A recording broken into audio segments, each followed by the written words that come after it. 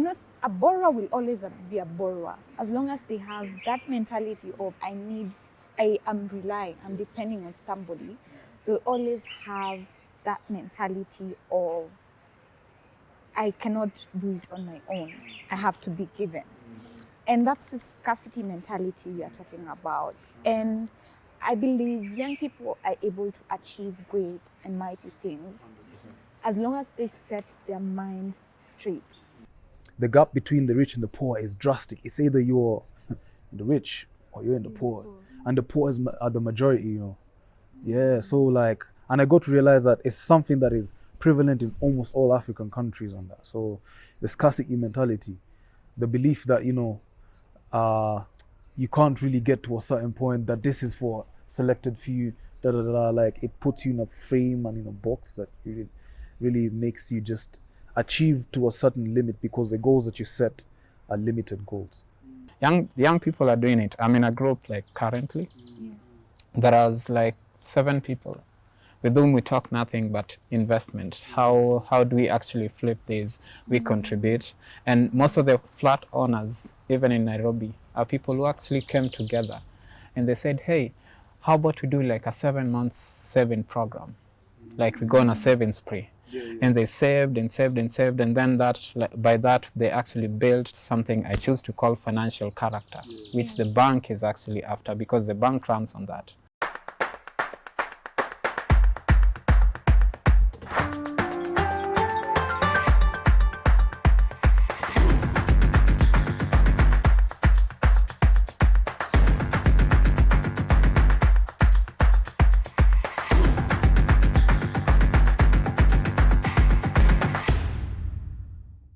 Hello and welcome to another episode of the Youth Impact Show. I am your host, Nadia Kiboy.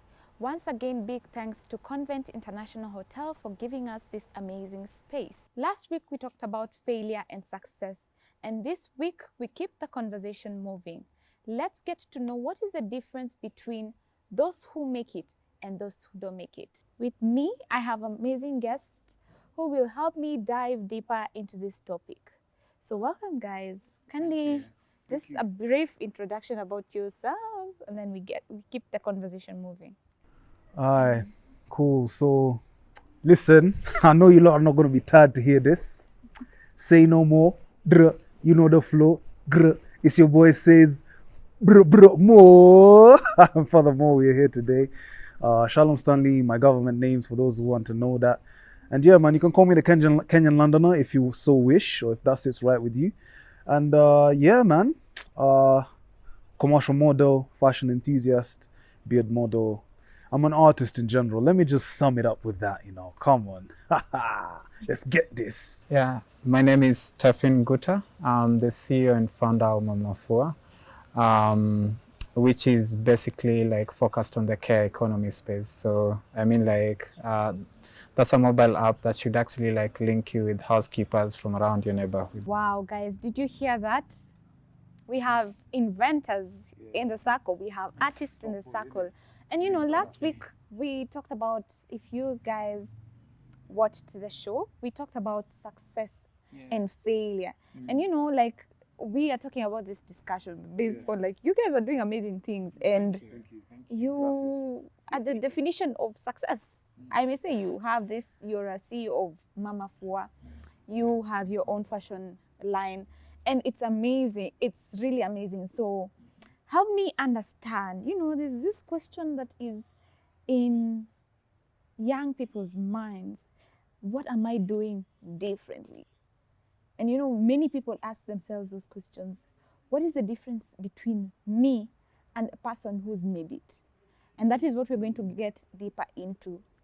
Analyzing the 1% of the people that make it and the 99% of the people that are trying to join the 1%. So what is the difference? What can you say is the difference? Well,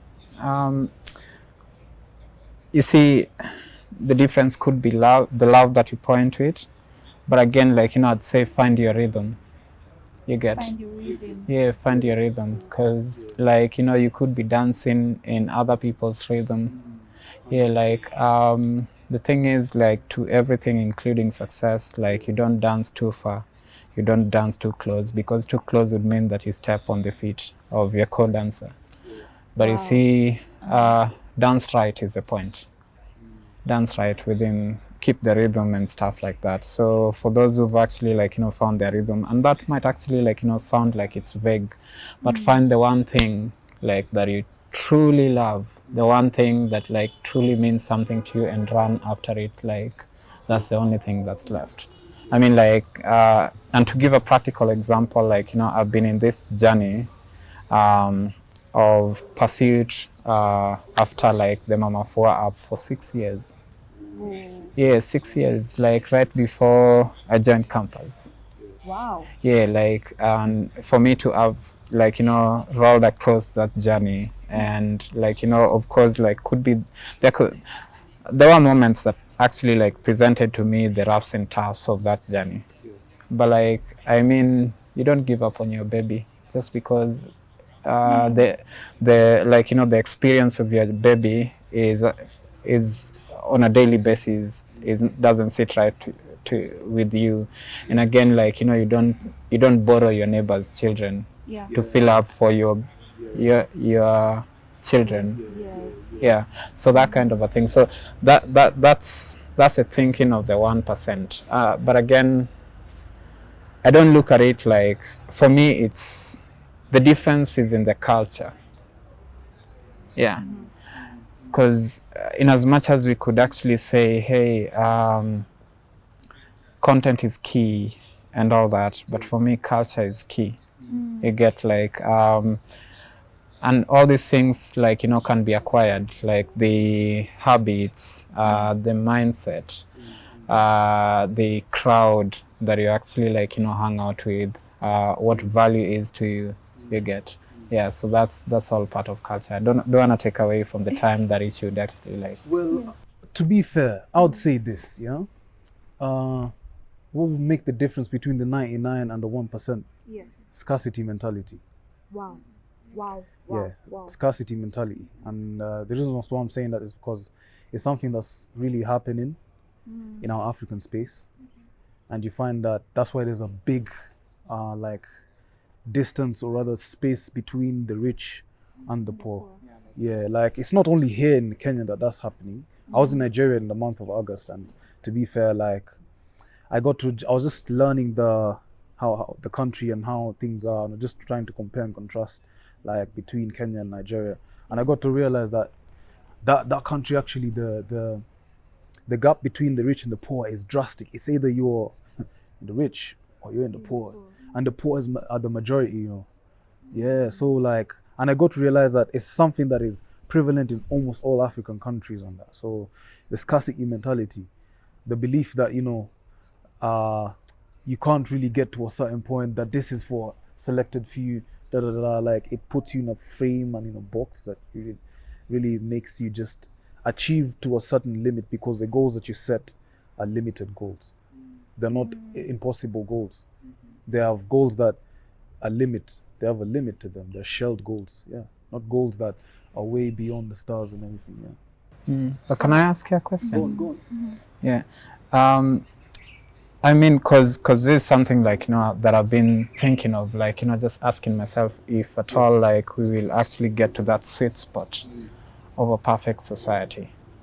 In the sense the money I lose definitely goes to someone. You get, yeah. So the whole the whole game of loss and gain. Yes. You get it has to happen to someone, but the decision lies with the individual to actually be on the gaining side.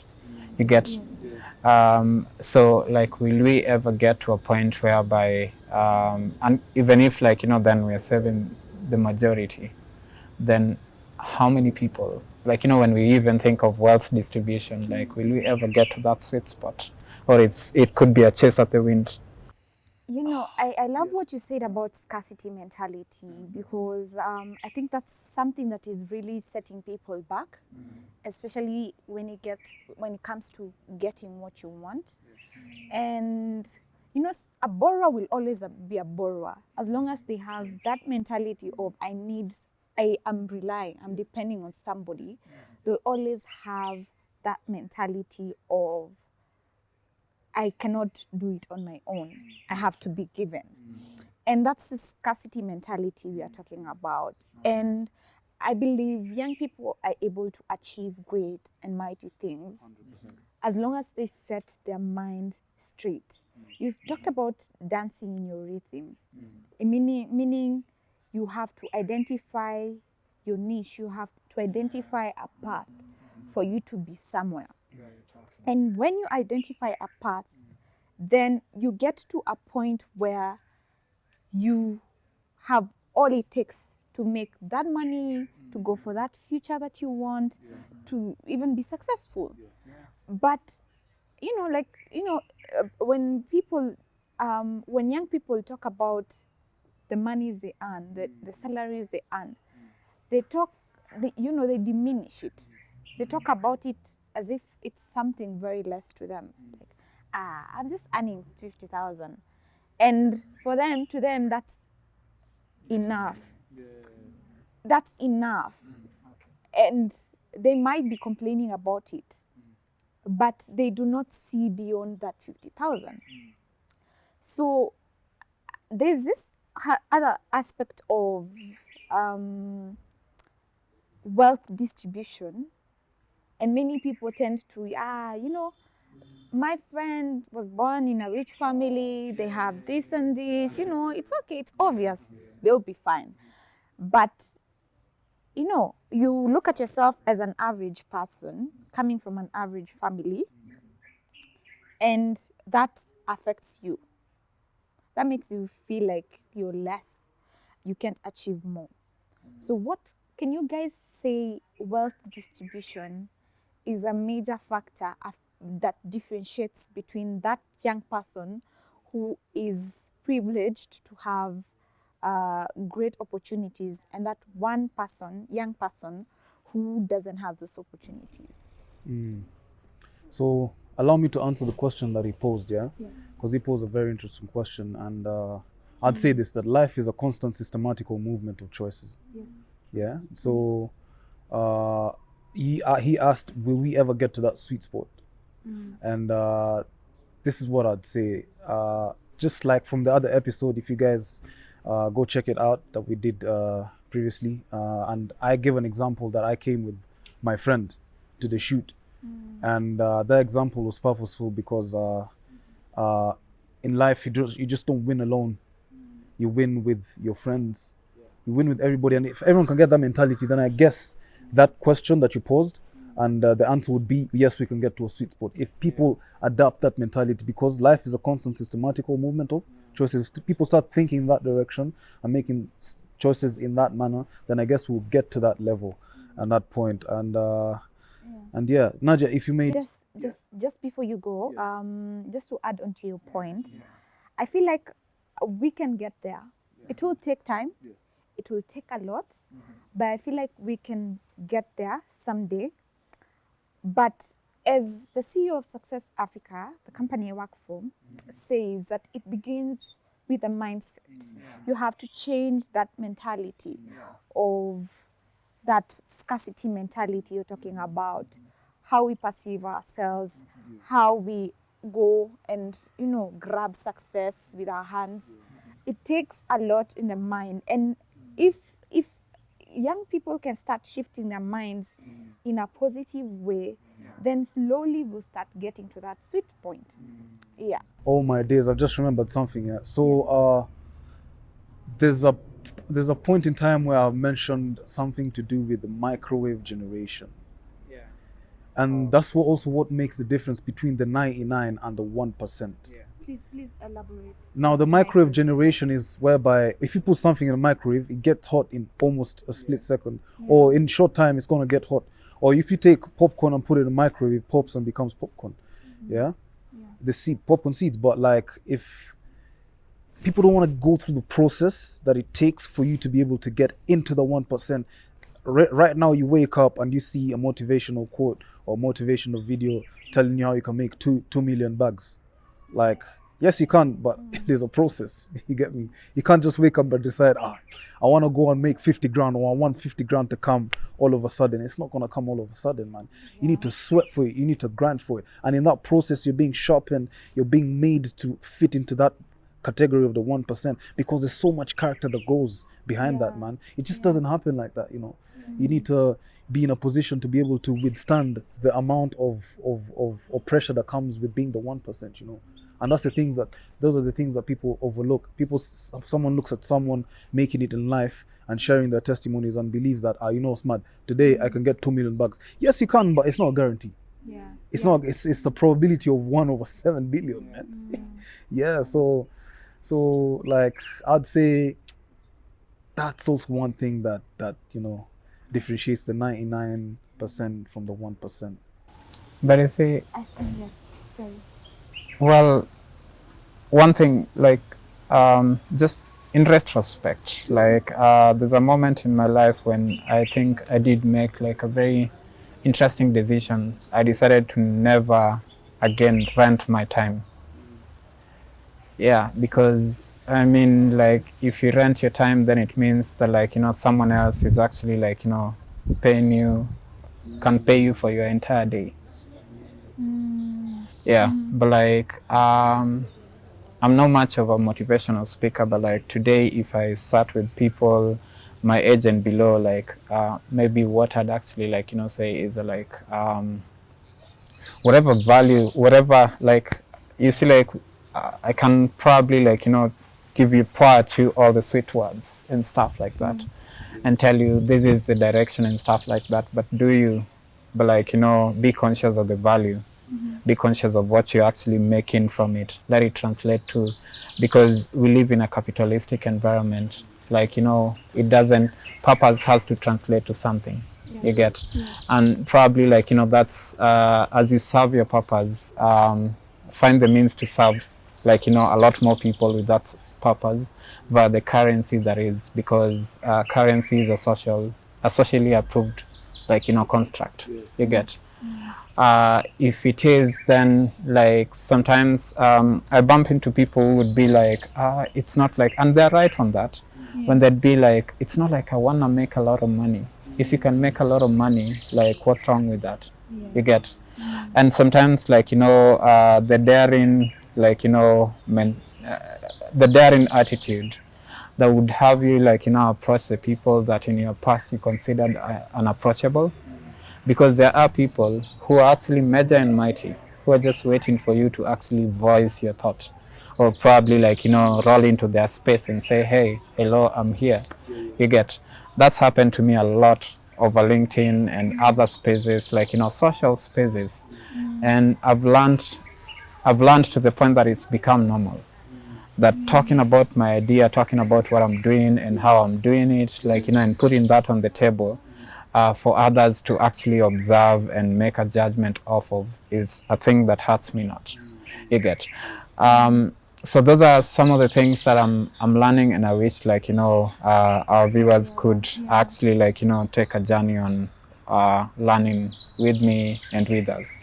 Sorry, Nadia, before you continue, I've just remembered a personal example that, you know, about the instant gratification thing. Yes. So when I first started off my commercial modeling, like, career, I saw this opportunity for an audition, and I went for it, and I was like, you know, smart, I can actually get this role. But it was my first time. Chances would be that I would have bagged it, but I felt so bad because I was like, why didn't I get it? Then I went for several others and I kept on failing, and I wasn't getting chosen and whatnot, picked for the gig and everything. But then I got to realize there's a process, and in that process I was networking myself. I was creating my network. In that process I was learning the bits and bobs of the industry. In that process I was getting to know what it takes to be that ideal image that, you know, a client would love for you to behold. So there's a process, and then after that I continued working on myself in certain areas to get that image. And I was landing gigs. Landed my first gig in 2020 after 4 failed auditions. Got my first gig.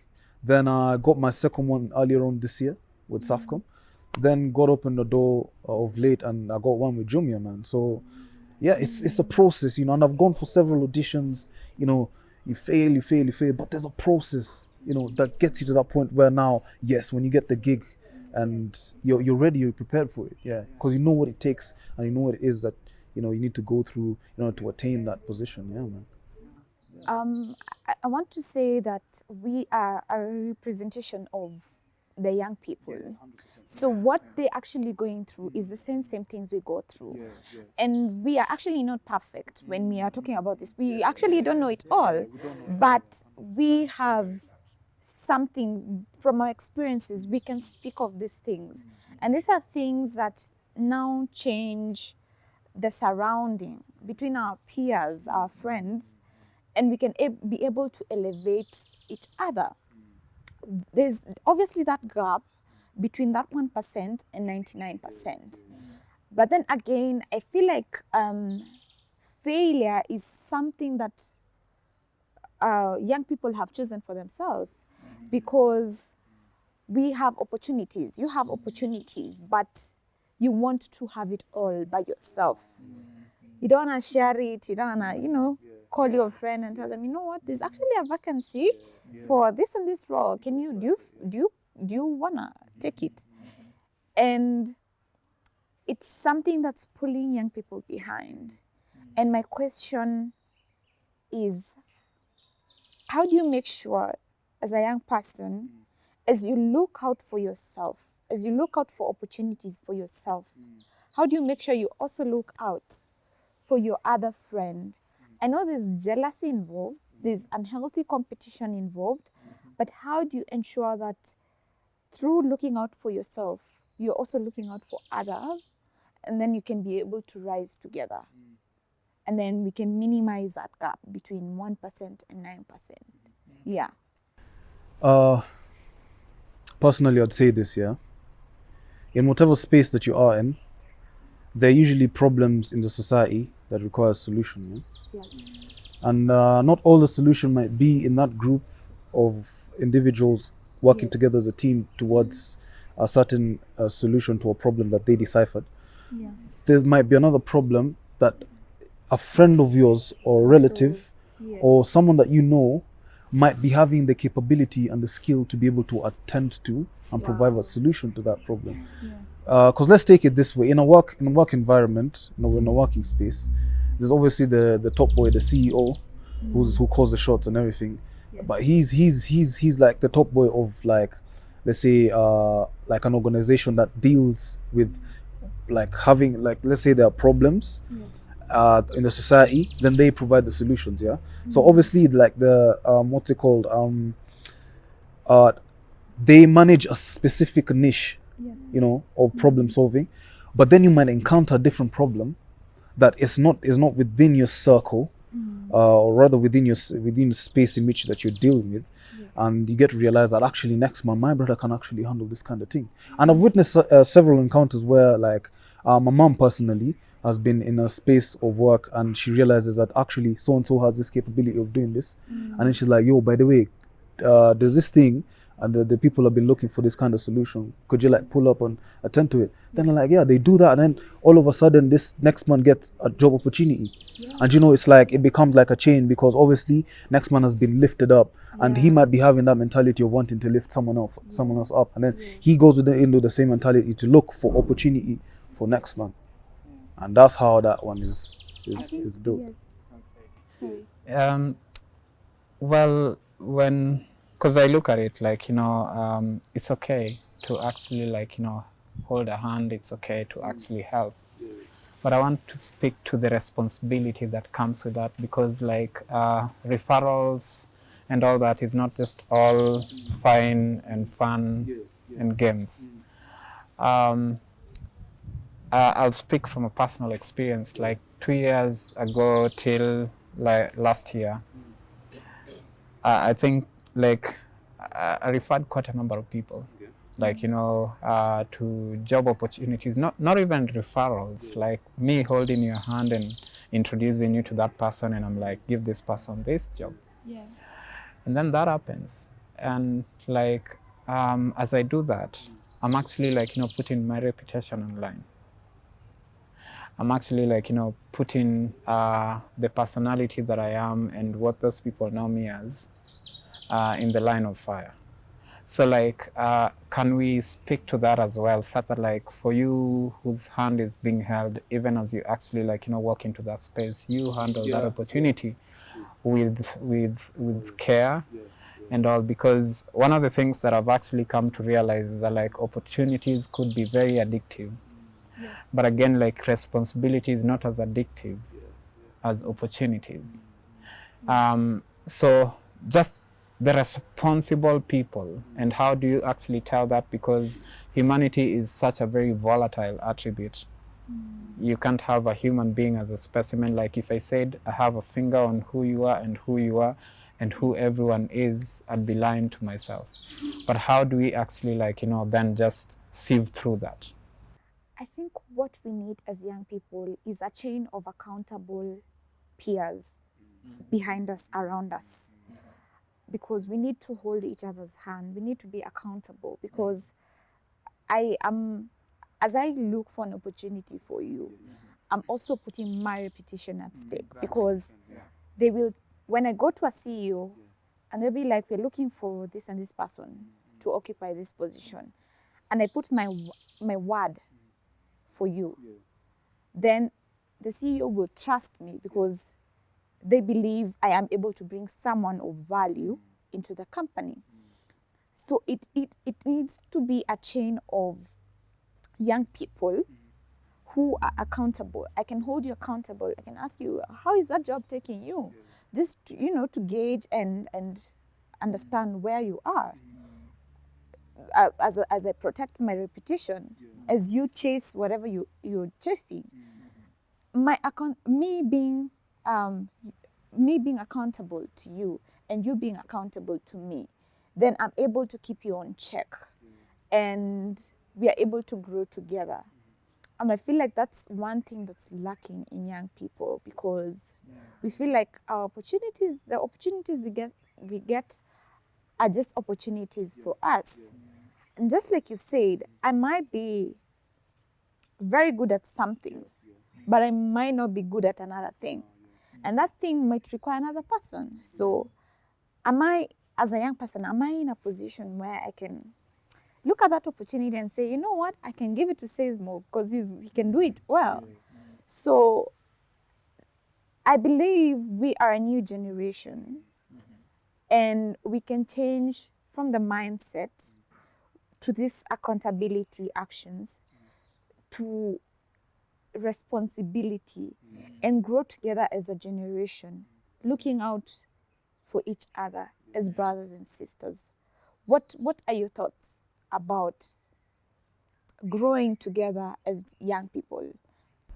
Well, my thoughts on that, I would say, is powerful. It's powerful because where there's unity, there's progression, there's growth, there's power, there's strength. So when we grow as a unit, oh my days, that becomes the epitome, or rather the paradigm shift of let's say generational curses. That becomes the paradigm shift. And generational curses, I mean, let's say like now you see there's mad debt in the country. So if everyone decides to grow as a unit, like there'll be so many solutions that will be generated to curb that one epidemic that's the economy in this case. And solutions will be drafted quick, man, and they'll be arrived at so within no time, and things will start having life in them. The country will start running different, because once you grow as a unit, let's say like us three, we decide to grow together, and we decide, cool, since we're growing together and we're uplifting each other, let's have the same mentality and spread it on downwards or sideways to whoever we are relating with. Then you get to realize that we are gathering now. Let's say right now we're starting off as a family. Once we start off as a family like this of three, we gather like a community. A community becomes big. We gather a whole county of people who are of young people that are just working together. Once a county is gathered, like we gather other counties, and then a country, and then a continent, then the world. You see, Like it won't be instantaneous like that, but obviously like that's the chain effect, you know. Yeah, but it all comes down to the mentality, man. I think the challenge we have is, do we have who will take that initiative? Who will take that initiative to form that community?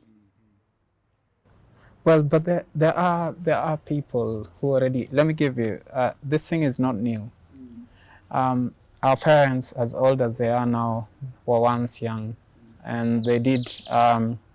Like when you say history repeats itself, I think challenges acquired new masks, but in body and spirit, they're still the very same challenges. But I agree with you guys. There's nothing sold as a solid society.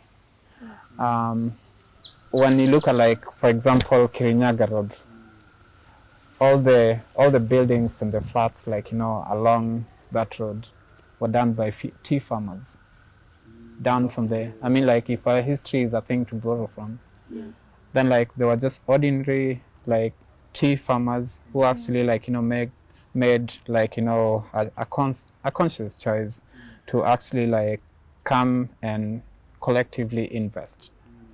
And that's what we actually need as a community of young people, because then as we actually form enclaves and groups and stuff like that, what we need is we need to be intentional, because when we're not intentional, then that's when we start questioning commitment. Then that's when we start questioning everyone's responsibility. Young people are doing it. I'm in a group currently.